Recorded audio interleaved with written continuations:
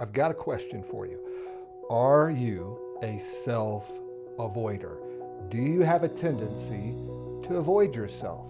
Do you have a tendency to distract yourself or to medicate yourself? Well, we're going to talk about that today. We're going to talk about what self-avoidance is, because your first question might have been, well, I'm not sure what that is. Or you might be thinking, well, we all do, right? So what's the problem? Well, we're also going to be talking about what the problem is with that and why it's important that we don't avoid ourselves if we're serious about healing. And then finally, we're going to talk about how to stop self-avoidance and the benefits of what happens when you stop avoiding yourself. Hello, everybody. I'm Jerry, and I'm the host of the Permission to Love podcast, and I'm grateful that you're here today. Now, before we get any further, I've got a couple of things that I want to share with you. Number one, I've recently partnered with a fantastic group called Sleep Reset. Now, I don't know about you, but I have struggled with sleeping, getting a really good night's sleep for decades. And that's often a struggle for people who have experienced trauma or other painful life experiences. Our sleep systems really get very disrupted. And so resetting that and getting back to a place where we're sleeping in a way that's healthy and good for us is really important, because our sleep affects our healing process. And if we're not getting a good night's sleep, we're a lot more likely to get triggered. We're a lot more likely to express those toxic behaviors and to have all of those things show up in our life that we don't want to. Now, Sleep Reset is a unique way of getting a good night's sleep. It's not medication-based. It's actually an app-based coaching program that'll really help you. Sleep Reset has been featured in USA Today, Forbes, Stanford studies. I mean, all kinds of things really validating the effectiveness of it. So if you struggle with sleep, I want to encourage you to go down, take a look at the link, follow that through, get more information, because I really believe it can not only help you get a better night's sleep, but it can help you in your healing journey. Now, the second thing I want to share with you is I recently started a Patreon page in response to your requests about how you could support this show, how you could support the work of self-love and healing, and support the Permission to Love podcast so that more people will hear about it and understand how they can heal their relationship with themselves. And so for more information about how you can support the show, and not only support the show, but get exclusive content, and depending on the membership level that you sign up for, you'll get everything from free signed copies of my book, digital downloads, as well as a 90-minute Zoom call once a month where we discuss certain topics. And so go ahead and take a look at the link, and that'll give you more information about how to sign up. And I want to say thank you. Thank you for reaching out and requesting ways to be able to support this show. Now, if you haven't had a chance yet to follow or subscribe, please take a quick moment to do that. That would be much appreciated, because we're trying to grow this community and help normalize self-love. So let's go ahead and jump into today's topic about self-avoidance. Now, we all have a tendency to avoid things, right? We avoid uncomfortable things. We procrastinate. We put things off. We avoid difficult conversations, difficult tasks, because there's pain involved. There's discomfort. And so we push it away. Or we might be avoiding it because we really are self-sabotaging. We know that there's something beautiful in it, but we're pushing it off because we have a story in our head subconsciously as to why we're not worthy of that. So self-avoidance actually falls into those buckets of why we avoid things. It can be painful, it can be difficult, and you know what? There's also gold and goodness inside of there that we're somewhat afraid of at a subconscious level. We're afraid of the greatness that's in us. And I always love and resonate with the thinking that we often believe that we're afraid of our darkness. What we're actually afraid of is our light. We're afraid of our power. We're afraid of the greatness that exists in us. And tapping into that greatness goes against our core belief that there's something wrong with us and unworthy about us. And so we avoid connecting with that part of us. So I hope in this episode you'll see why it's so important and how it can be so transformational for you to connect with yourself and to stop avoiding yourself. Well, what is self-avoidance? And it might be really obvious just in the words self-avoidance, but for many people it's not. Self-avoidance is about avoiding our own presence, not connecting with ourselves, not connecting with that voice inside of us not connecting with the authentic self. We avoid ourselves because there's pain there. And if you ever wanted to create a world where self-avoidance could happen 24/7, guess what? We live in it. And we're also living in the painful consequences of self-avoidance. Because when we avoid ourselves, and I'll talk about this in a little bit, we're avoiding the source of our own healing, which is us. So self-avoidance is when we avoid connecting with ourselves emotionally, mentally, spiritually, and even physically. We can be dealing with so much pain, trauma, hurt that we don't even know what's going on in our body. We're developing disease, aches and pains, and all kinds of things, and we just don't even understand why they're there, but they're a direct result of the pain that we're carrying, the trauma that we're carrying, and we are avoiding ourselves and not connecting to understand that that's what's happening with us. So why do we avoid ourselves so much? Well, we've talked about it just a little bit, but let's get into it some more. One is there's a lot of pain that's in there. And if we can avoid ourselves, we think that we'll avoid the pain. Challenge is we're compounding the pain. We're making it worse. It's no different than an infection or a broken leg. The more you avoid it, the more you ignore it, the worse that it gets. So the thought that in avoiding ourselves, we're avoiding the pain, there is, yes, some sense of we're avoiding the pain right now, but we're compounding the pain for the future. And that current pain that we're avoiding can be those regrets, those past memories, those past experiences, those decisions, or just the way that we feel about ourselves, how we feel in our own presence. It's the inner critic, it's the inner torment that we give to ourselves. It can also just be the discomfort, nerve-wise, body-wise, just being in our own skin is uncomfortable, so we're trying to find ways to distract ourselves from that. All of that stuff, I want to tell you, is normal as a trauma survivor, normal as a person who's probably come out of a painful relationship, normal for a person who deals with shame and the inner critic. So don't beat yourself up about that. If you're in that boat, it's okay. You can find a way out, and the way out is in and through, and we're going to talk about that today. So what does self-avoidance look like? Well, it can take on a lot of different forms depending on who you are.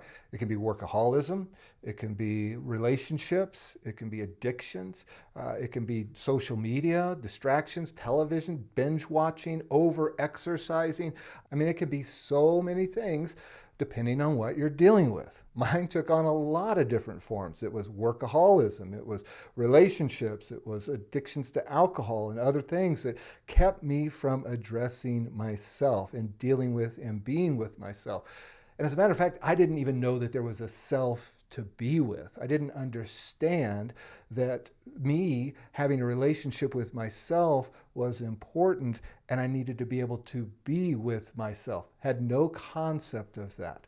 And that's a lot of what I deal with people and working with them and coaching is they just don't have that concept to be able to land on the fact that they have a relationship with themselves and that they need to go inside and begin to heal and repair that relationship.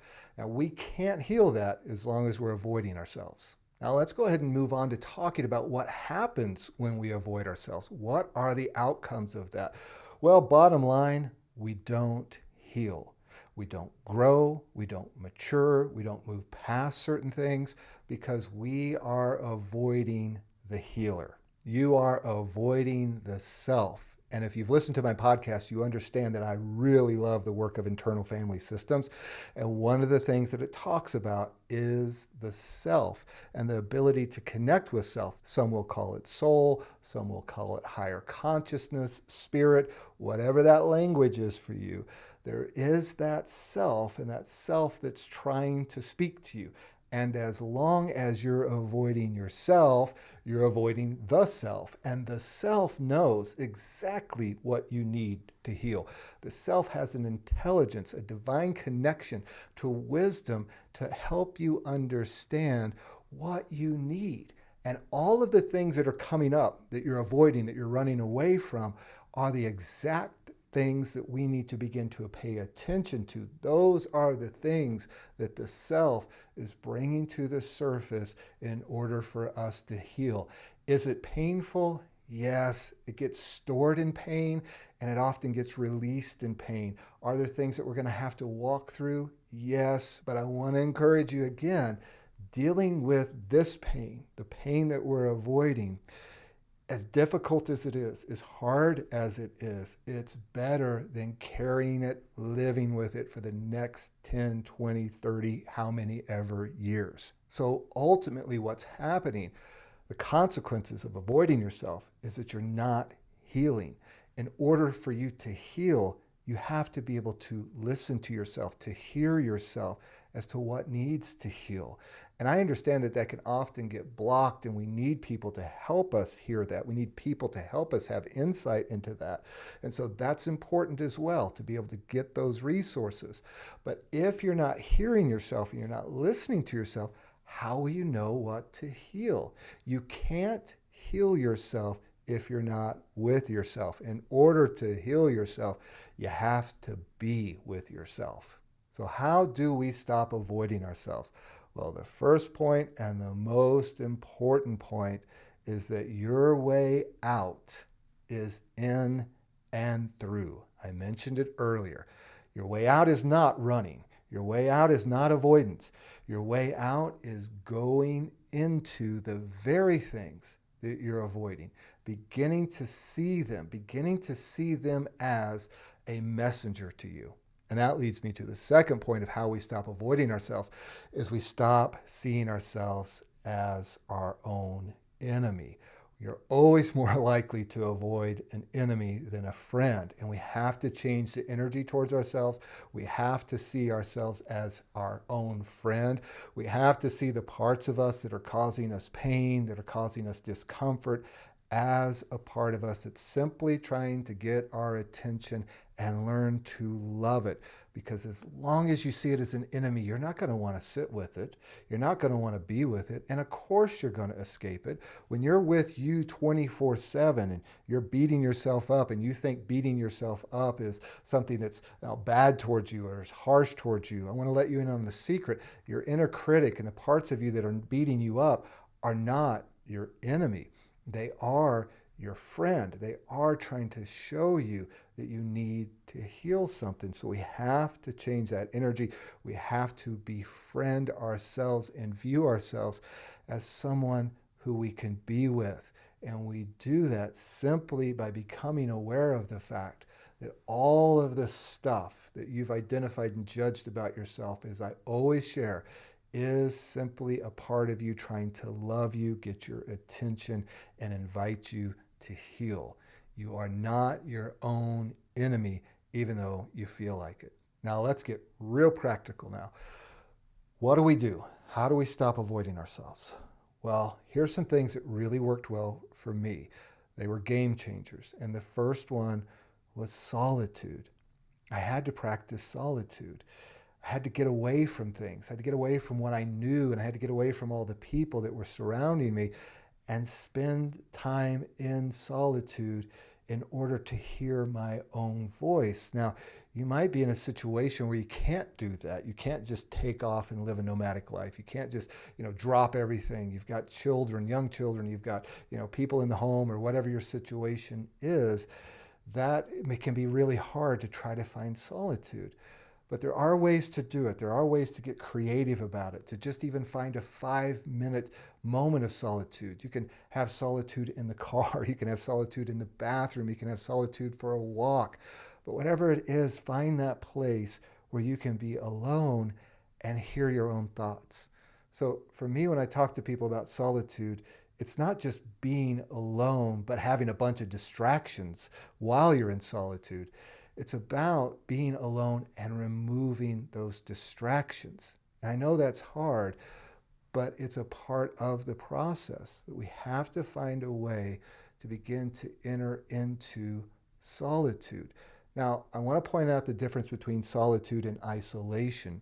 I'm not talking about isolating ourselves, pulling ourselves away from everybody and everything in a way that's harmful, because isolation has an energy of being alone, being separate, being cut off in a way that's more shame-based, that you're not worthy to be in a relationship, or that people can't be trusted, or whatever that narrative is.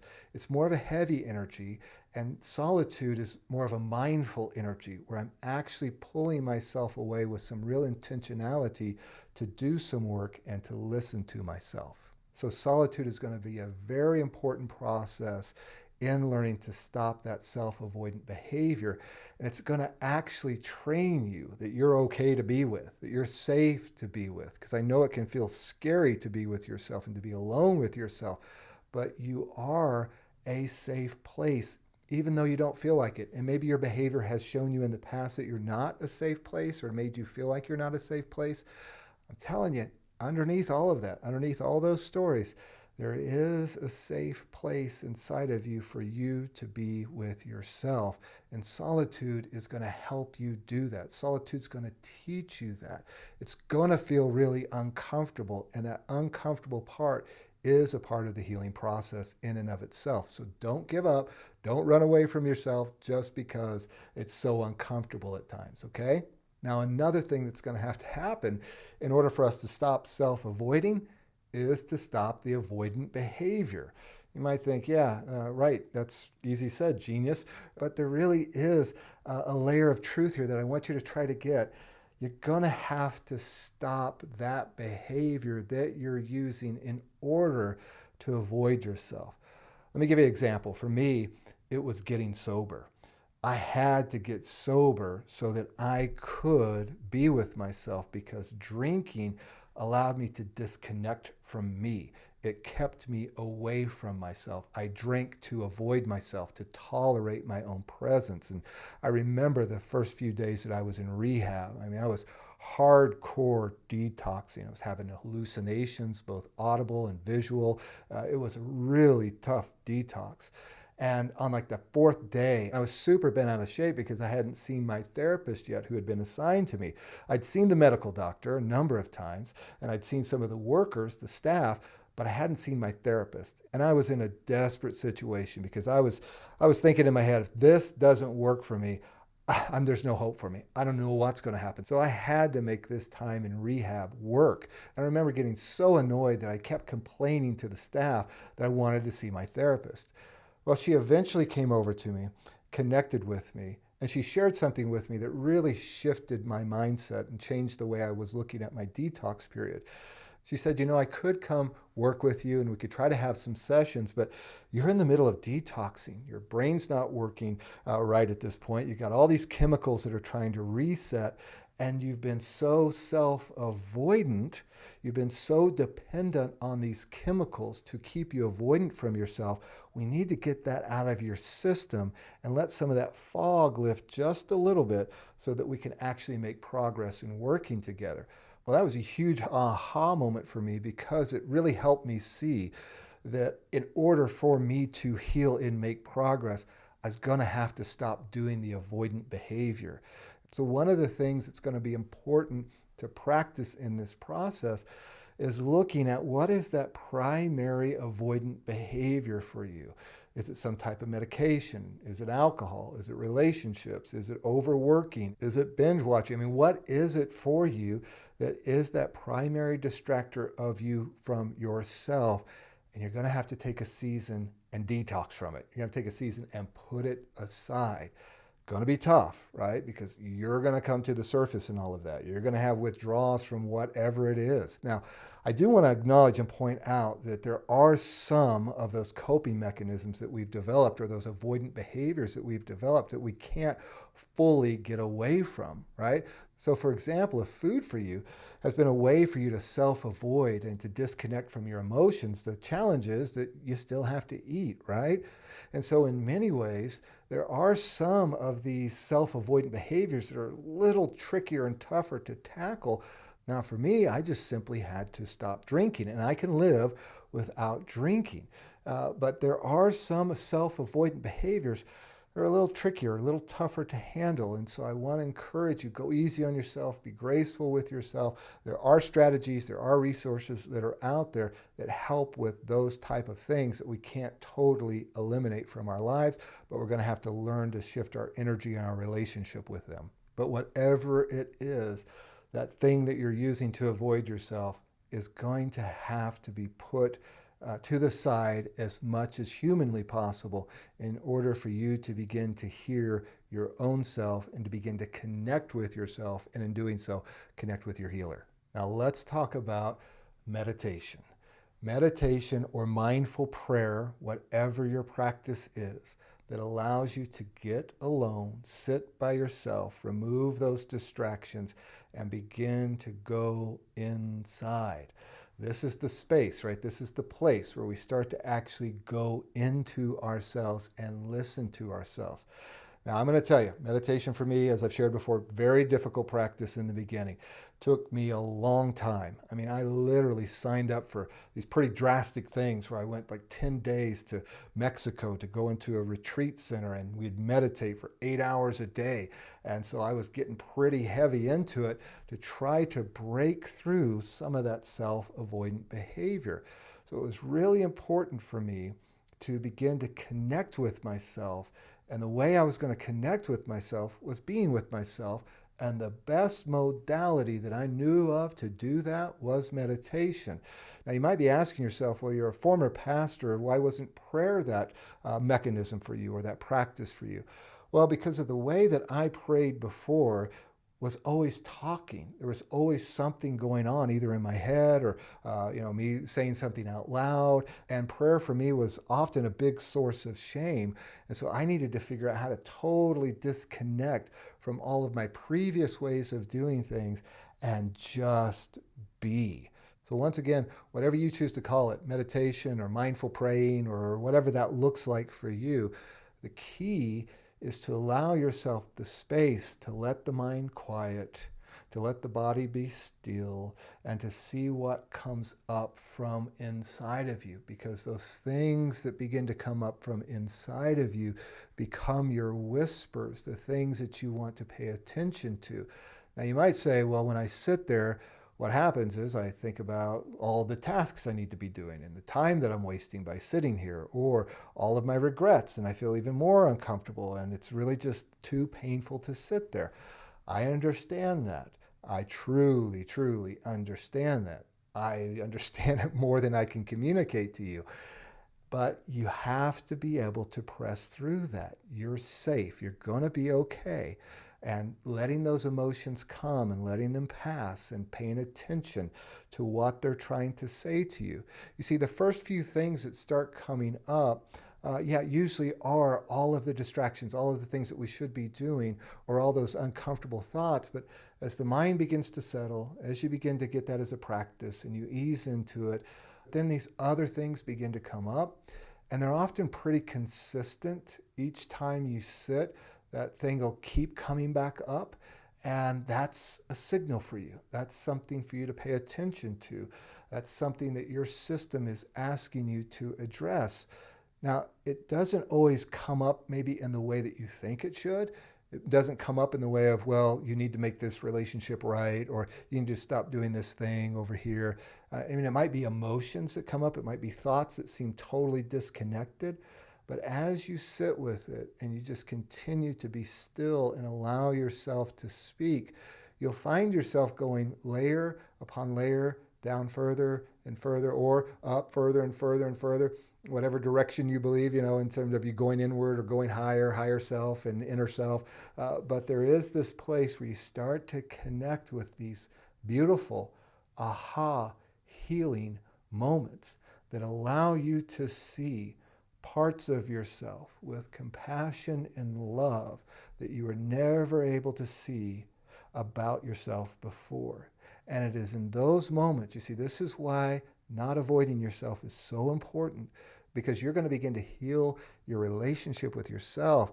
You're going to begin to see those parts of yourself with love, with compassion. You're going to see the little self that developed all these coping mechanisms. You're going to see the self now who you judge so harshly, or the things you regret about yourself. You're going to see how all of that starts to make sense or doesn't need to make sense anymore because love overwhelms it. Love begins to meet it and to begin to transform it and do a work of alchemy. You see, that's the beauty. That's what I'm talking about. And stop avoiding yourself and to see yourself as the healer. Because as you meet yourself with love and compassion, all of that energy, all of that self-hatred, all that inner critic stuff, it just starts melting away. Does it happen overnight? No.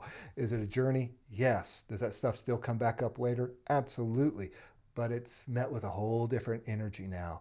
It's met with a whole different mindset and a whole different way of looking at it. Now, let's go on to this last point about how do we stop avoiding ourselves? The practice of mindfulness. You might say, well, didn't we just talk about that in meditation? Well, for me, there's a distinction between the two. Meditation, yes, can be anything and everything we do with an energy and a mindfulness and an inward way of looking at things. So you can be in a meditative state out and about doing your stuff. But for me, right now, at this point in my journey, meditation is that place of me getting solitude, sitting, really going inward, listening, following my breath, mantra work, all those practices. But then mindfulness for me is that way of walking around and living and doing life and paying attention to what's going on in my body. It's about not being checked out all the time. It's deciding that when I go for a walk, I'm not going to spend the whole time on my phone. I'm not going to spend the whole time on a phone call. I'm not going to spend the whole time replaying things in my head or stressing myself out. It's about being present. It's about being in the present moment and connecting with ourselves. If you think about it, how much time do you actually spend being present? I mean, ask yourself that question. And then ask yourself, why do you avoid the present so much? And it'll often be because you're there. And that's what we're after, is to heal that space to where you can be there with you and be okay. And you find your presence to be the most healing presence that you can be in. And so mindfulness is about being present, paying attention to what's going on inside of you, what you're feeling, what's your body doing, how your body's feeling, what's going on in your surroundings, looking at a tree and just enjoying it and allowing yourself to come to this present moment. So whatever allows you to do that, connect with that. It might be a walk, it might be some type of practice of journaling, or whatever it is that brings you present, allows you to be mindful. And then what will begin to happen is it'll become more of a habit and a way of living life. And then you'll find that you are no longer somebody that you're avoiding. You're finding that you're someone you're really curious about. You want to understand what this person's trying to tell you. You want to understand what's going on inside of this person. And so the whole energy becomes one of curiosity and of being with. And I promise you, there is that place for you. You can find it, it exists, and you're not the only one who's never going to be able to find it. You're not the only one who thinks to themselves that I did so many horrible things in the past, or so many horrible things happened to me in the past, that there's no way I can be able to be with myself. I don't deserve to be with myself. I can't stand being with myself. I had all that in my head. I had all of those feelings. I don't know what yours are. I'm not going to compare mine to yours, but I'm going to tell you, I had all of that, and it's healed. I'm here sharing on this podcast, enjoying my presence, loving who I am, and in a healthy relationship with myself that allows me to be in a healthy relationship with other people. So please, don't tell yourself the story that you can't heal your relationship with yourself. And the way you're going to heal your relationship with yourself is to be with yourself. Well, thank you. Thank you once again for being a part of another episode of the Permission to Love podcast. And if this podcast episode has had an impact on you, I want to encourage you to share it with somebody else who could benefit from it. It's the way that we get this work out into the world, is by sharing it with one another. So thank you. Thank you for sharing it with others. And before I close, I just want to remind you, if you haven't signed up for my newsletter yet, take a moment to do that, because that's going to keep you informed about all the things that are happening. It's going to inform you when my book gets released. It's going to inform you on new programs and products and courses that are coming out. So get signed up. Love to have you as a part of that community, a growing community where we are learning to give ourselves the permission to love ourselves. And I want to remind you that you are worthy of your own love, and you are worthy of having a healthy and whole relationship with yourself and with others.